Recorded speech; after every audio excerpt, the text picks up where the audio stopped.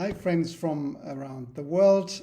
This is Copyright and Constantin Filmverleih, which is a case which has been brought by the European Court of Justice. And this I want to relate to you a bit. European Court of Justice, isn't the copyright a national right? Thank you for the question. That is true. Copyright is a national right.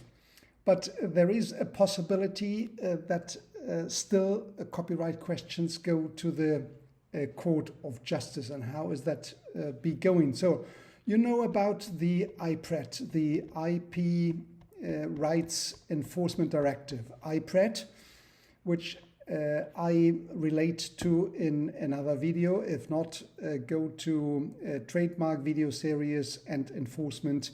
There you have everything about IPRED.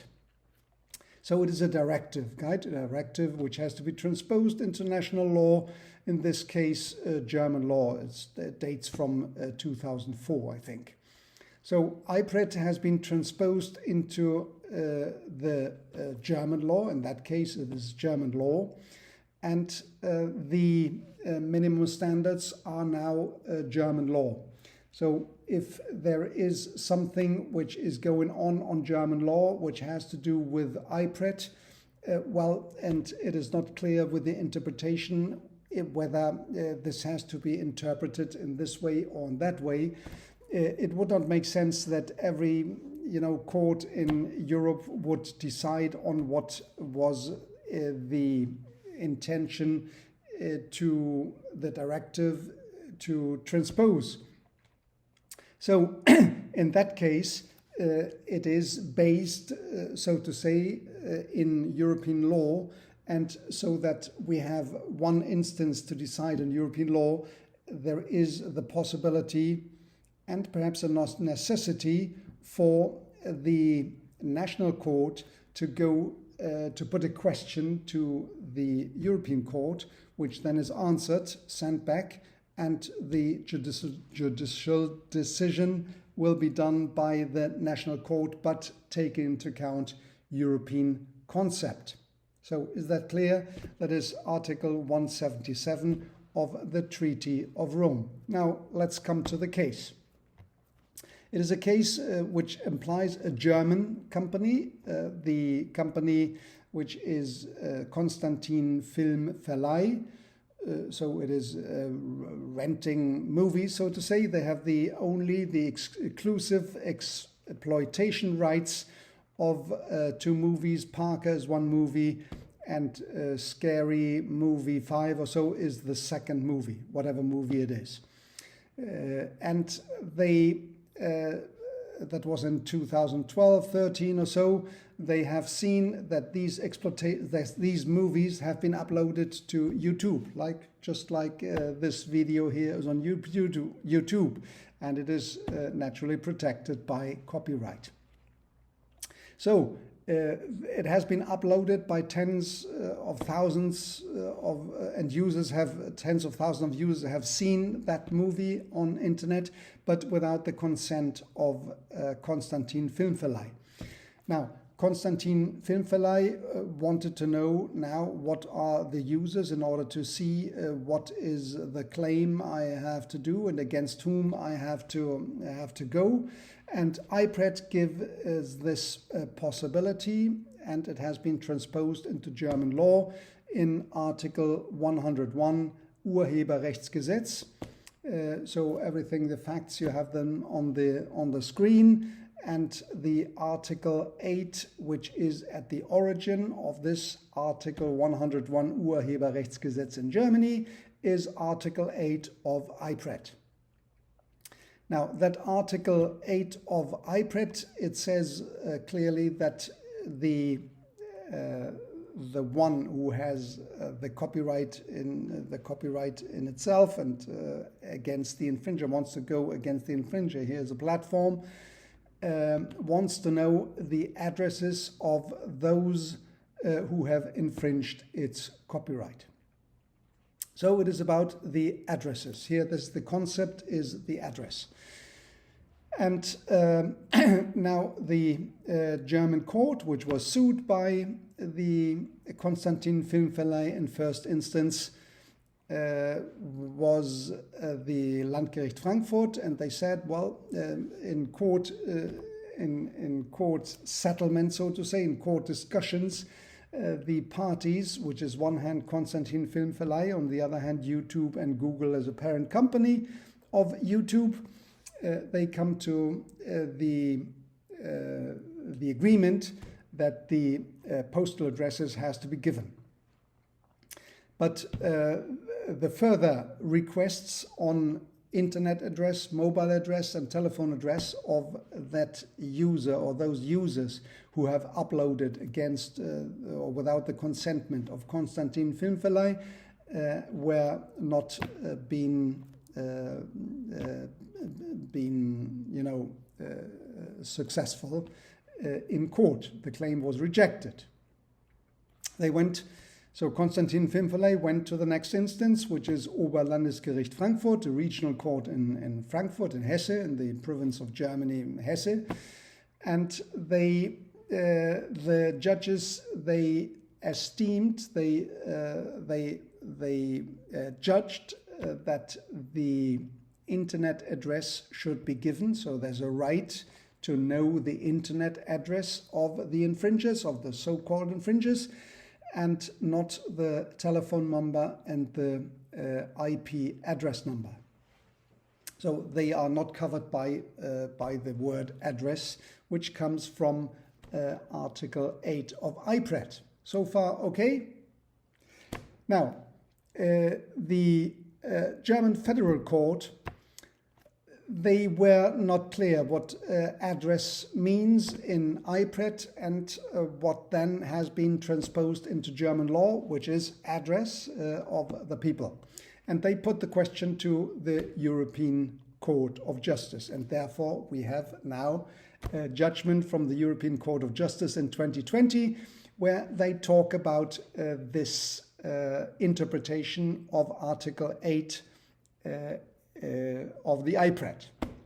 Now, the address in Article 8 of the IPRED, according to the Court of Justice, is what is in everyday language the address which refers to the postal address only, not to other addresses which in other legal instruments of the European Union is called email address, IP address or telephone number, so it is called in a different way.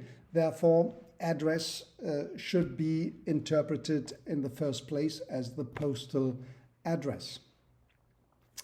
It is also that the IPRED wants to strike a balance between, on the one hand, the exploitation right holder or the copyright holder who wants to know a bit more about wants to know the identity, so to say, of the infringer, but on the privacy issue, you can't reveal all the information of the infringer because there are some rights of privacy on data. And lastly, the argument from the court raised also was that the directive wants to translate minimum standards only. Minimum standards, leaving the option of the member states who transpose into their legislative, corpus the directive, they can go further. So there is an option for the member states to incorporate also IP addresses and telephone numbers and email addresses, and so that you can that it has to be given to the right holder. So in sum, what they said, postal address means postal address, and that's it. So both have been against the regional court. Both the claimant and the YouTube and Google, they have claimed against what was the regional court, and they were served with this answer by the Court of Justice, European Court of Justice. Now, what is to hold of it? Let me some remarks. It is, I think, okay if the infringer is able, with that information, to identify the right holder is able to identify the infringer with the postal address and the name. That is probably today still is at least possible in Germany. I don't know whether it is possible in I don't know, whatever country. I live here in Spain, and the postal address is already a bit reduced. You don't have name tags or company tags on the outside, on the ring, on the bell. So it is a bit reduced with regard to the identification for the postal services, and in other countries probably is even less. Now, what is if it is a possibility in the country where it is to serve the postal address, and if the courts serve through with postal address and paperwork, then probably it is still okay. Now, we are entering in a dematerialized world of everything, and paper as well. So internet address is the one which, the last postal card I've received is already some years ago. So if we have internet courts and internet addresses and internet personality, so to say, it is more important than where you live, or perhaps the movability of the society is such that where you actually live is one, and where you go often is another, and so on. So that might be changing in the future, but so today I think that is still okay. So I have a little bit of time, and I want to talk about a different thing as well. I have here a cup of coffee, which is, and a plate, which is a bit special. I bought this in China some time ago, and I will put it here a bit more clearly to you. So it is a, I don't know whether you can see this, but if you have heard of Gustav Klimt, it is here indicated, Gustav Klimt, which is a painter, an Austrian painter, who was living in the, 20th century. And, it is his painting, one of his famous paintings, The Kiss. So it is materially a bit special. The persons here on top, male and a female, giving themselves a kiss, and the colors and that's a bit different. Now this Gustav Klimt is a painting, right? And a painting is, as you know, it is protected by copyright. Okay, so. Using a painting on the cup of tea, of coffee, here, is it infringing a copyright? Probably it is, because it is selling, monetizing the painting, the canvas, in order to make business, in order to attract consumers to buy this cup of coffee. Now, am I infringing? I bought this in China some years ago, and is that infringing the Austrian copyright? Well, you know already, but I want to go through a practical case, a simple practical case, so you get a better idea, you get a grasp of what is the copyright. Did I infringing the copyright by buying this cup of the Gustav Klimt canvas? Gustav Klimt, I looked it up, lived until 1918. So he died in 1918 plus 70. You know this, the copyright time of extension, so to say. the protection, and that would give us 1988, right? 1988, the copyright expired. So for expiration, it didn't work. But he could. So it is in the public domain, right? From 1988. But I bought it in China. So, and the territoriality. Well, you know that if I have bought it in 1987, that would be a copyright infringement due to, yes, you know it, the Berne Convention, to which China is member and Austria is member. Okay. Being that out of the way, what has the creator of that cup, has the creator of that cup made new artwork? Well, that's a bit, could be a tricky question, right? Has he now, in other words, has he now, 70 years after his death, a protection on the copyright of that cup of coffee? So can he prohibit everybody else to sell such a cup of coffee with regard to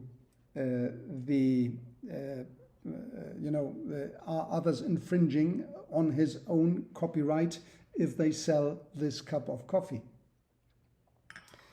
Well, it is about the kind of novelty, and original work must be new. Now, if the characteristic part of the cup of coffee is that painting is not original from him, it is in the public domain, so it is not. So the extension of the copyright beyond the 70 years with giving it another turnaround is not sufficient to create another copyright. It would be extension of copyright. You understand this? So I think that guy has not a new copyright due to the incorporation of the canvas into a cup of coffee.